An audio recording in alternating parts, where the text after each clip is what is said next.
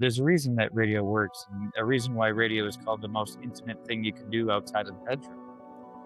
This is Who's This For, a communicators podcast. Each week I talk with writers, musicians, media makers, and more to get a glimpse at how they craft messages that connect. And now, here's the show. Well, thank you for listening to Who's This For? My name's Scott Morfitt. And if it sounds a little better, like I'm talking a little better than normal, that's because I'm talking with a real radio person, and I am self-conscious right now. Uh, just kidding. I am talking, though, with a great radio person, MC that I love, community organizer, a great person all around. I am super excited to welcome to Who Is This For? Ryan Quinn. How's it going today, Ryan? It's going wonderful. Thanks for having me. Well, that's good to go. You are, and not to date this recording too much, but you're coming off of a heck of a weekend. We'll talk a little bit about what you do in the world, but just tell the audience what all you had going the last few days, and they'll probably get a picture of what you're all about. So, my hometown, I work in radio in my hometown, and we have a big festival every year called Aquafest. This, depending on who you ask, was the 61st or the 62nd Aquafest. And they've made a name for themselves with Aquafest since about 1993 of booking national touring acts in our town of about 9,000. Starting with, I believe it was the Marshall Tucker Band. And then this year we had Black Hawk, we had up-and-coming country artist named Red Farron on our Thursday night, and then Saturday night wow. was revisiting Creedence. So it was kind of a sing-along type of weekend. And on Thursday, the crowd was really energetic, really fun. And then on Friday, it was kind of an electrifying night as the stage essentially got struck by lightning right after about the third song of Black Hawk's performance. The stage itself didn't get struck by lightning. It was a power pole right next to it that had a grounding wire that went over the stage, and it was intense to say the least. I was about 3 feet from the stage when it happened. And Saturday night, I Creedence saw Clearwater the Revival. video. I want to break in. I saw the video of that. It was a giant power arc that went from that transformer to the stage. Yeah, it's so good no one was hurt because that pop alone, that could have been an explosion. That's a good darn power distro that those people had there to keep you all safe. It had actually knocked out the streetlights all the way downtown. They're still not turned back on. And then it was just crazy intense. It was, I don't want to say a lot of fun, but it certainly is an Aquafest that we're going to be talking about for a lot of years. And luckily, the only damage that really happened was in total, the festival uses 15 different amps, and 5 amps got blown up, and I think 1 rack of speakers. So all in all, pretty lucky all the way around. Oh yeah, well, and it comes with the territory of summer festivals in general. I'm not even going to call out any specific things that have happened because most festivals I've been in June have just had some rainstorm happen because, as it turns out, it's June. And we Right. get a ton of those in Wisconsin. It's just, no, and I mean, it is always incredible, but it's oh, can you believe how this fest got rained out? Yes, I can. I mean, Yes, it's I awful, can. but I can believe it, in fact. I think it looks so like now that- we might be a little chilly, but you've got a festival coming up this weekend in your area, don't you, with Summer Jam? Well, so I don't live in Eau Claire, but I am going to Summer Jam. Oh. I live in the Ah. St. Croix Valley over by Osceola, where our Yeah, I suppose festivals, that's a little different. we recently had the Rhubarb Festival 2 weeks ago with its lovely craft fair and some eateries. My mom and I drove past it, but there wasn't good parking, so we instead went thrifting. So we did miss out on the recent rhubarb festival in my neck of the woods. But yeah, no, Oh I'm going to no, Eau Claire. I'm going to Eau Claire for Summerfest, and I'm actually going to stay in that town and be at the Blue Ox Festival the next week. I broadcast that festival end to end with the fine folks at Converge. Wasn't even trying to that's a do any promos on that. So well. I Ryan, mean, let's it's now that worthwhile we've talked to a talk about. ton. Oh, what? Oh, yeah. Oh no, Well, now it's that we've worthwhile to talked get about those promos in. festivals and lightning crashing and old mother dies, let's talk about what you've done in the world. Let's talk about what makes Ryan J. Quinn tick in a minute or less. Well, in a minute or less, I stopped short of saying I was born with a microphone in my hand, but I discovered one about the age of 16 working at a skating rink. From there, I opened a mobile DJ company, ended up in college for radio, and I've been with the same radio station since 2011. I'm now a program director of a 5 station cluster with 7 signals in Rice Lake, Wisconsin.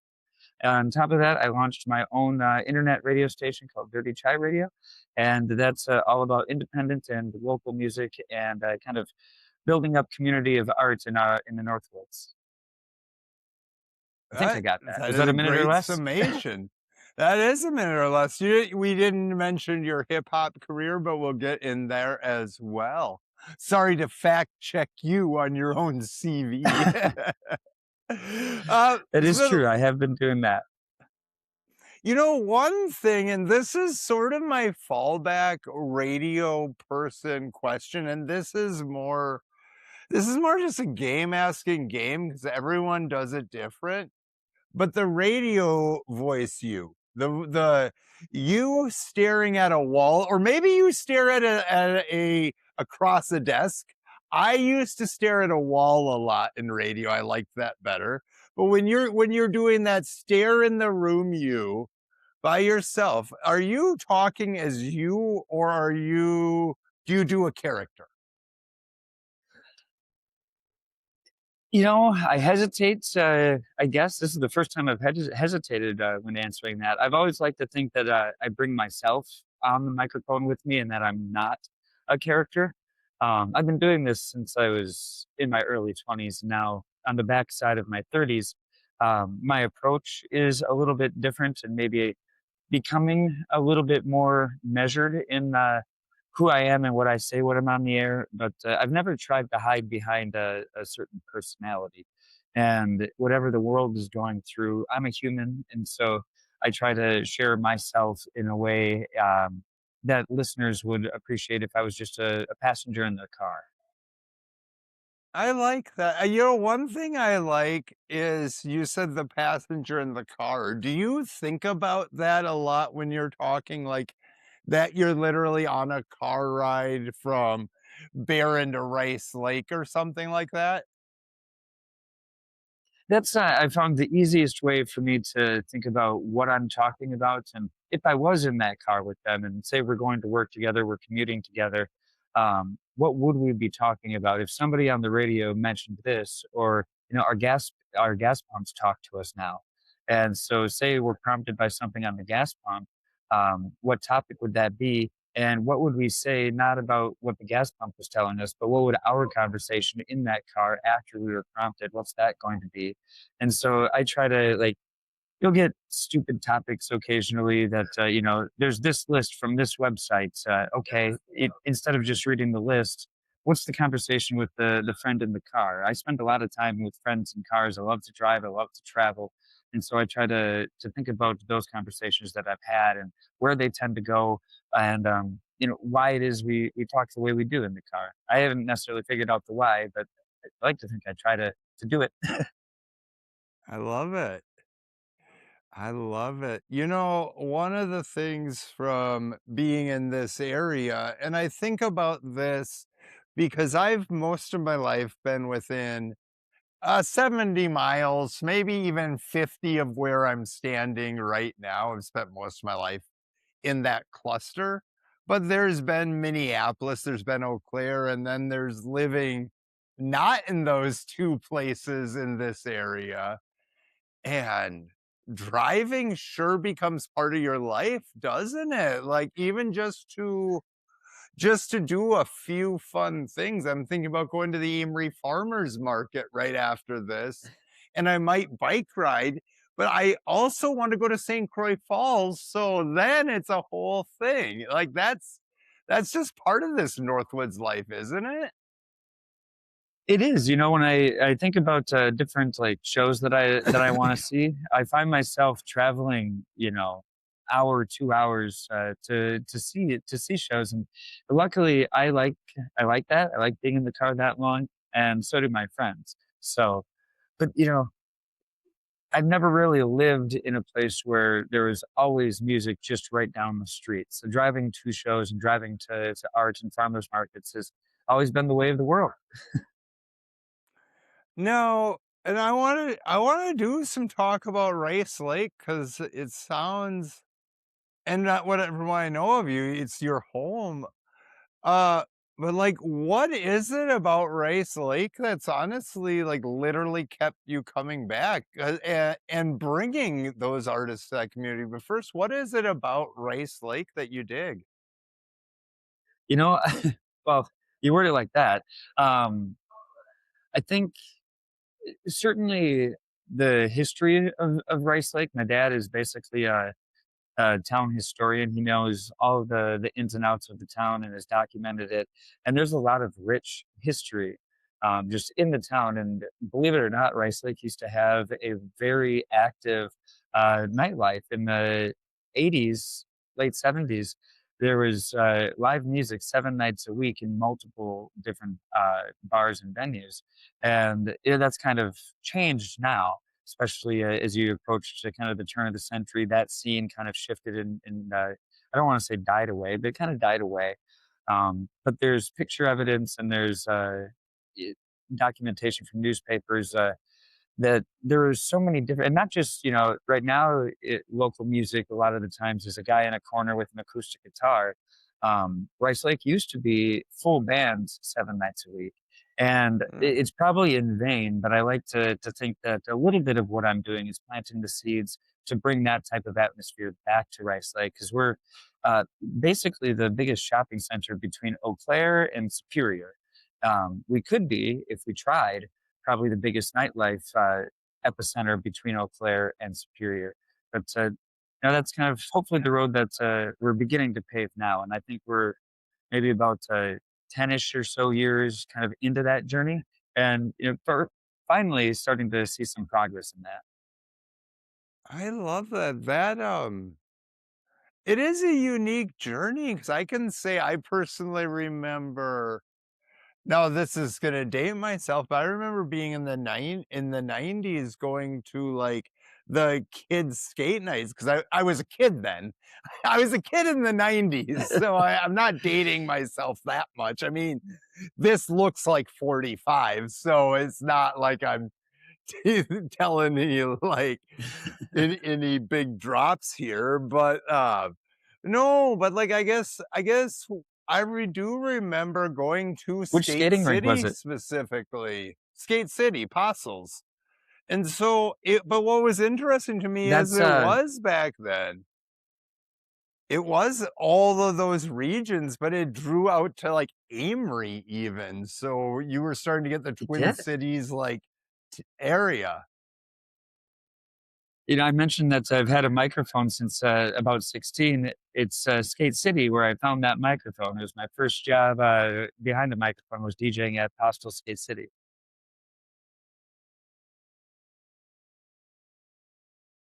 That's amazing.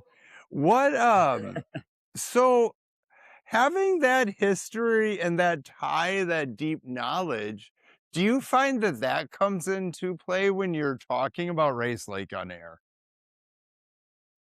Oh, absolutely.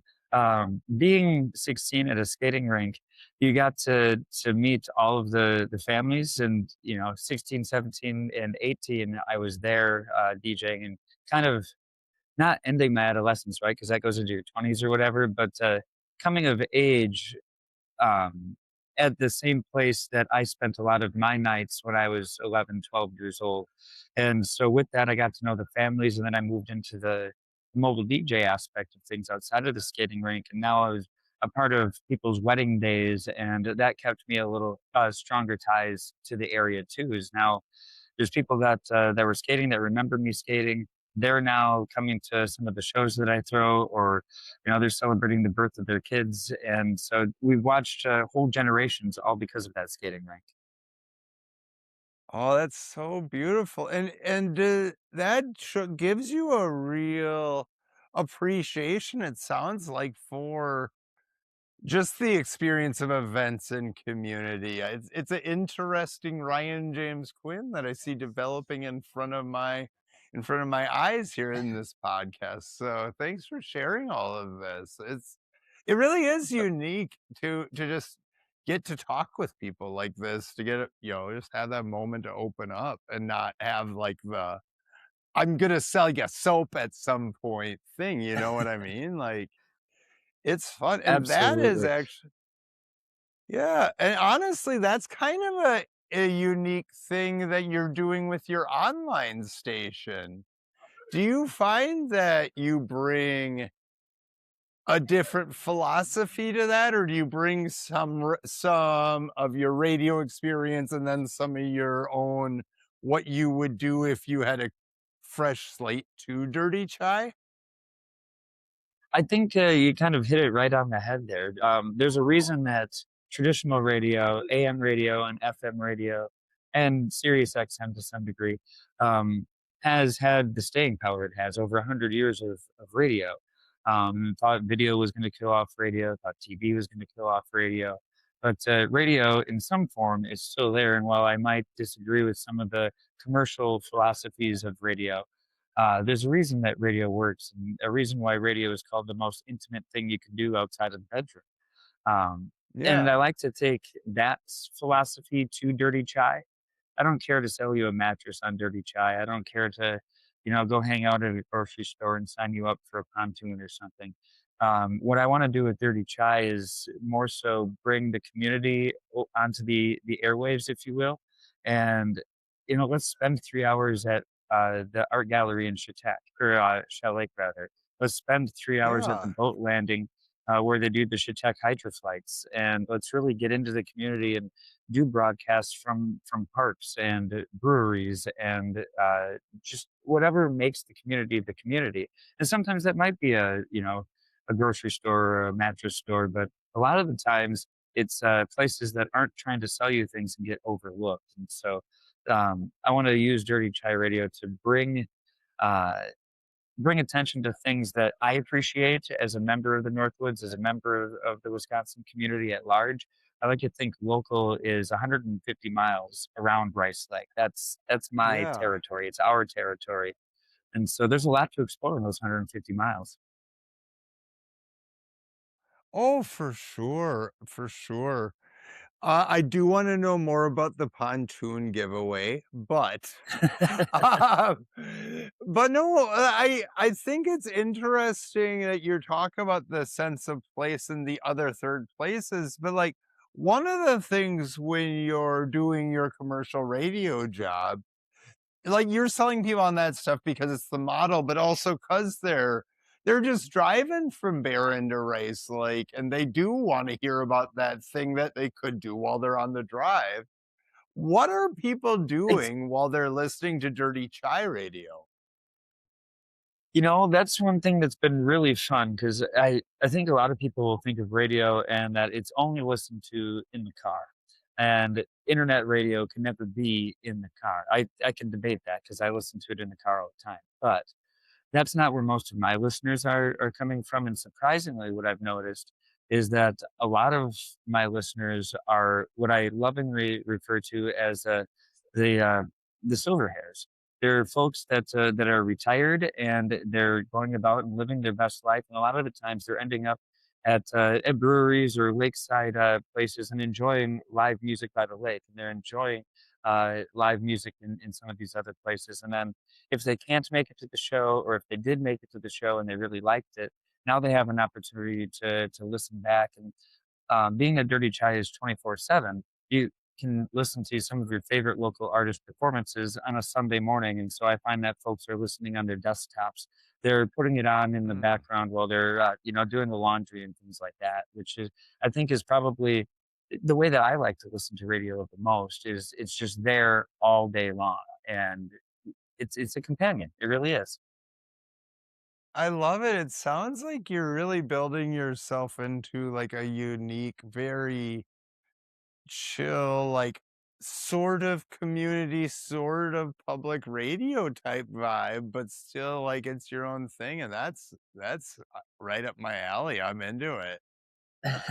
Admittedly, I'm a little bit selfish. I thought about trying to get a board and things going, but I figure if I work at this slow and at my own pace, that's why we're 10 years into it, and I'm just now starting to feel that traction. Um, if we go slow, we can make it right. And I say we because it's not just me and my vision. I've got a good friend named Cordell that advises me a lot and helps me out on the actual events and getting things coordinated and Yeah. actually running the equipment. We've learned a lot of this together, Cordell and I. Yeah, I've met Cordell a few times. He's a great, great guy, and yeah, a wonderful teammate.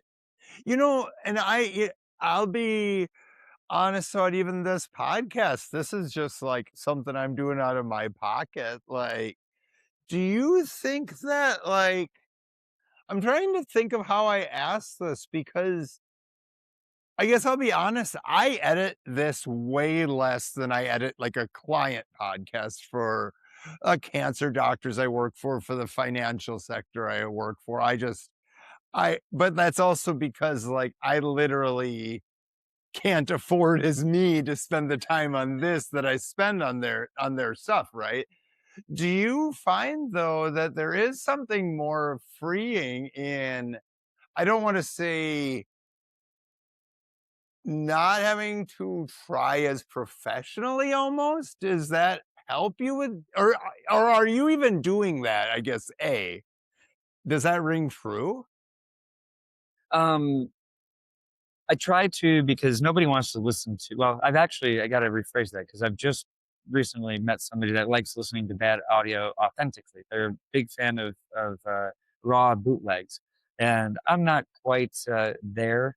I do appreciate a good, professional, well-rounded sound, but at the same time, I Oh, come up yeah, I on hip mean hop. I come up on DIY punk rock, and I'm all about shows that you have to throw together at the last minute because your speakers blew up and you don't quite know how it's going to work, and that kind of guides me in it. So yes, it's there's nobody else that's paying these bills, right? I'm the one paying the bills, so I have to please myself and my taste and my qualities, in terms of what the shows are and what bands are booking and what type of audio quality we're going to put out into the world. So it is nice that like there's no sponsor pressure to, hey, their name's on this, we have to represent them a certain way.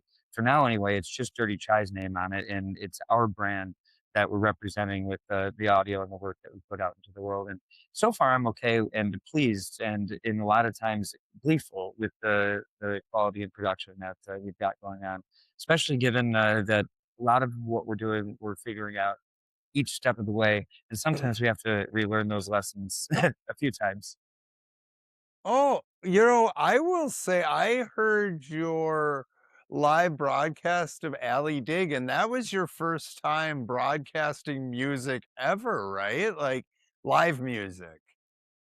Not ever, but the first time with the current setup and my first time on a location that I had nothing to do with, right? Uncorked in Chautauqua's a beautiful wine lounge, but I barely know the owners and I barely knew the bartender and I barely knew Allie before it started. And I just kind of messaged all of them and was like, hey, can I try this? I've never done it successfully and I've never done it for that long. I think the broadcast was about 3 hours. So there's a lot that can go wrong over the course of 3 hours when you're relying on, you know, the way data connections and Wi-Fi, and that's just the digital side of it. So what could go wrong with the cords and all of that? So it was a bit nerve wracking. But since then, I think we have 8 more performances that we've done since that Wow. April show.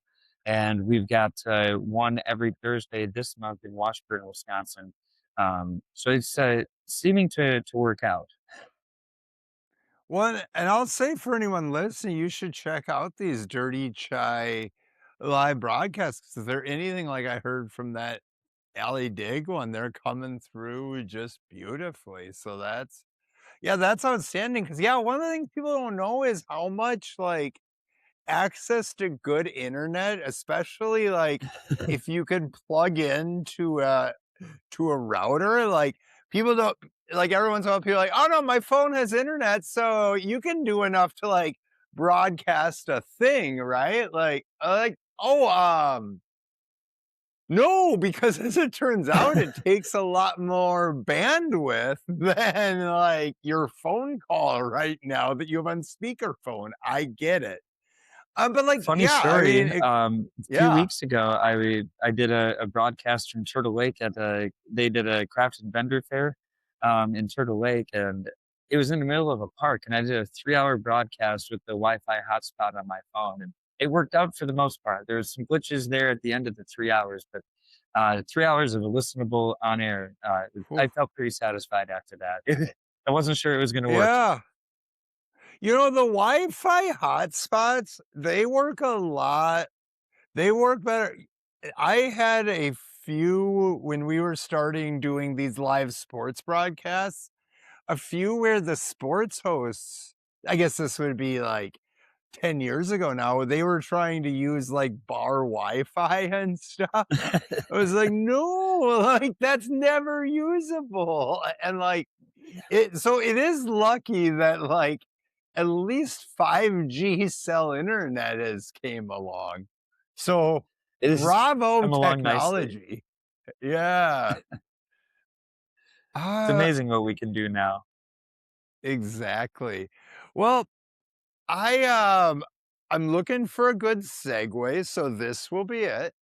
Let's talk a little bit about your hip hop career, what you've done in that. Oh, geez. I know, it would Not because as it much because as I that thought great I would've. segue. That's an Arthur Murrow award-winning segue right there. It absolutely is. Uh, so I guess I started rapping in high school and didn't really take it seriously. Um, as I graduated, I started to think, maybe I could try to take it seriously. And I can't remember what I recorded on, but I recorded a couple of songs and I put them up on MySpace. Very amateur quality, very, very low quality. And this would have been 2008. And I had gotten a message over MySpace uh, from a club in Milwaukee, I believe. And they had Nas and Talib Kweli playing, and they had asked me to open. And I said, "There's no way this is real." So I sat on it and I sat on it, and 2 weeks went by, and then I messaged him. I said, "Hey, is this real? Because it came through MySpace. I don't trust you." As it turns out, it was real, but I missed the opportunity. They already booked somebody, and they were no longer interested. And so that kind of set off oh, without trying, there was some interest. And so I never really dedicated myself to the craft the way that I should have, perhaps, to get back in a position to open for my idols like that. But what I did do was tell myself, I'm going to make 10 mixtapes before I release my first album. And I think I'm on mixtape number 9 right now that I'm about to release, hopefully sometime this year. I've got 12 tracks ready for it, and then that's number 10, and then we're going to be hopefully topping it off with an album. But I've always considered myself more of a performance artist than a recording artist. Is really the writing of the raps is more journal entries and therapy, and the performing of it is how it comes together. And I kind of approach it um, like a jazz musician almost, in that I rarely do the same set twice, Mm, or the same way. I'll do the same words, the same songs, and you'll get the same kind of layout of the songs for a few years. But the next time you hear them, you might hear the same song in a completely different way. And part of that is the way that my life has changed, is the stories that I'm telling. I take different things from these stories because they're all just stories from my life. And what I was thinking when I wrote it and what I was feeling when I wrote it uh, may not be what I'm taking from it now, but I'm still taking something from that on a personal level. And so when I perform it, I try to highlight what it is that I'm taking away from it because art always will be open to the interpretation of whoever is digesting that art. Right. But if I can guide people, just sometimes people like to know what the artist is thinking. Oh yeah. Oh, I think I think there is such a dynamic between what the artist is thinking and what you take in, and I love that you're thinking about that because like I this is something I really didn't plan on talking on this show, and this isn't like a big reveal, but for the longest time, I have really enjoyed the thing with music where you don't know much about musicians besides, like, maybe a few, like you learn a little bit about, like, what especially with indie rock and rap, like, you learn about people maybe when they go through something or they pass away, but otherwise, they're just like Brother Ali living his life, doing whatever, right? And Yeah. I sort of like in music that separation between me and the musician when I'm listening as a listener. But it's interesting because I love the community for the live performance, so it's sort of a dualistic thing, like, you could tell me, like, "Oh, this musician is an awful person," and if I've only really listened to their stuff, I'll be like, "Oh, that's too bad." But if you tell me it and I've seen them live and, like, been into it, I can get crushed, and so it's unique. I don't know, that's interesting. I always try to separate myself from getting too attached and having, like musical idols because everybody's just human. And Oh, yeah. um we all make mistakes. I try not to judge artists too harshly, but I'll admit there's a few artists that, as I've learned more about their human, it's turned me off from that art. And I think in cases of that, it's because the art seems less authentic and not necessarily as a judgment on their character, more of a judgment on their art. Yeah. You know, and again, this isn't something I intended in this, but this is something it's something you have to do in independent radio, maybe even more than commercial, but, like, I had a lot of humdingers, and I'm not gonna go into whose scandals I was going through because there was some local ones, there was some Twin Cities ones, there was national ones, um, and really having to make decisions on, like, okay, is this person just, like, unfortunate what they did? Are they circumspect? Like, it's weird having to and there's very rare times in your life that you're an actual gatekeeper, but with this kind of, like, broadcasting independent media, you literally are, where you're like, "Okay, do I have to have a litmus test for, like, what I'll share with audiences?" That's a tough one. How do you approach that? Carefully and on a case by case basis.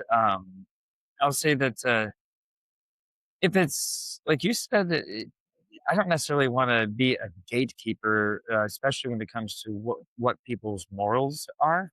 But sometimes when I hate to get commercial on the independent side of things and the art side of things, but if I want people to trust the Dirty Chai Radio brand, um, what who am I also propping up and what messages am I sending with Dirty Chai? And could my association with these acts put Dirty Chai in a position to not reach as many people? And I hate that I have to think about that. But the reality is, if my goal is to bring the Northwoods to other parts of the Northwoods or even to a greater audience online, um, who we play and what we play and why we play is a reason that people will tune in or tune out to what we're doing. Yeah. So, do you and you don't have to go too much in the inside baseball, but have you had to make these sorts of decisions for the commercial stations you oversee? And is the litmus I do test have different to. there? I don't know that it is, at least with my cluster. I try to use the same morals for Dirty Chai that I use on the FMs. And I'll say recently we had a song that probably should just be deleted from the library. And I won't say which one it is, but it was in the Oh, library, yeah. pulled out of rotation. We made some Don't ever changes, do and it got that. put back in. I And it once got put told I back once in. said I won't play "Baby It's Cold Outside." It stopped the presses in Eau Claire and made my life awful for 4 days. So don't tell I me the remember song, when don't that say that happened. on air. I'm sorry Local you had to go through jerk that. hates Christmas. We got our own Scrooge over here. I'm sorry you had to go through that. No, it's fine. I'm Um, just saying never say the exact song. I learned that one the no, tough way. I actually got called out internally. Somebody that works at the station saw that it was back in rotation and said, "Hey, man, why?" And I was like, I guess I don't know. It slipped through the cracks, and had I been conscious or aware of what I was doing, I wouldn't have done it. So I pulled it before there was any sort of like public outcry about it. But I like to think that the morals that I use are consistent through both FM and the internet. Well, Hopefully. do you do you think and, like, this is something I am kinda interested in. I get all of this stuff I'm kinda interested in, that's why I do a podcast. But,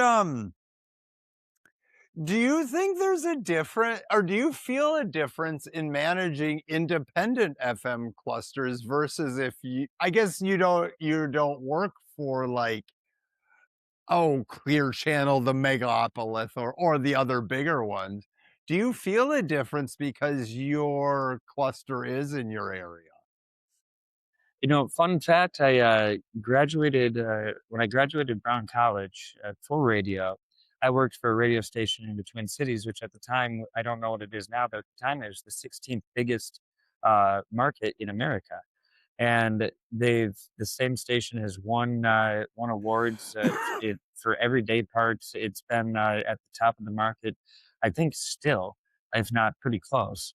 And so my first taste of radio was truly that corporate go around decisions in different rooms. Like it might have the five stations and seven signals. It might have a relatively large staff for our market size, but Mhm. from the general manager to my position as program director, music director, and I like to think into our weekend staff as well. Everybody has some sort of say and influence in what we are doing and how we approach things. And that's not necessarily the case in a lot of markets of any size. Oh, yeah, well, to honestly, to have a staff in the building is amazing for a lot of them. Because what I think most people kind of know this, but so much radio is just Tallahassee, like, literally. Yes. And we are fully staffed 7 days a week, almost 24 hours. You can find somebody in the building. Man, that's amazing. Well, It keeps me this is busy my too. right. This is my other Arthur Murrow award-winning question.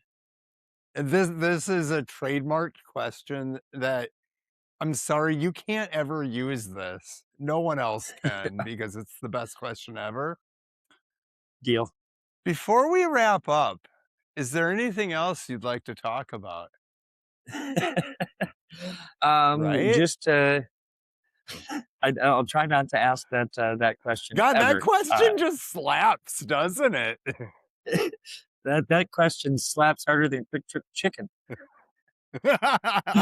It's Wait, I the don't chicken think with give the me drip. some money somehow for that. I just want to thank you for having me be on your program. It's an honor and a pleasure. Thank you. Let's go through and do the finding you at places and listening. Tell them all that stuff. On the morning in the morning starting at 6 a.m., except for this week, I'm on vacation this week. Ooh. Morning 6 a.m., you can catch me on 97.7 out of Rice Lake, Wisconsin, and WAQE.com if you're out of the market. From 11 until 3, Monday through Friday, you can find me on 99.1 or it's WKFX, but fox99.com if you're out of market and want to listen. And then dirtycharadio.com features my voice 24/7, 365. Mondays and Wednesdays, I do a live program from 6 until 9 p.m. Thursdays, I'm up in Washburn, Wisconsin, broadcasting bands from Stage North. And you can find my hip hop music on all major streaming services. Look for It's Not That Awkward Volume 4. Did I catch everything? I did. I think you did. And we'll be looking for that next mixtape and soon to be album dropping. Can't wait. Thanks for having me. Well, yeah, thank you so much. Thank you for doing this on your day off. Now go and enjoy that Western Wisconsin lake life that we have. I certainly will. You take care.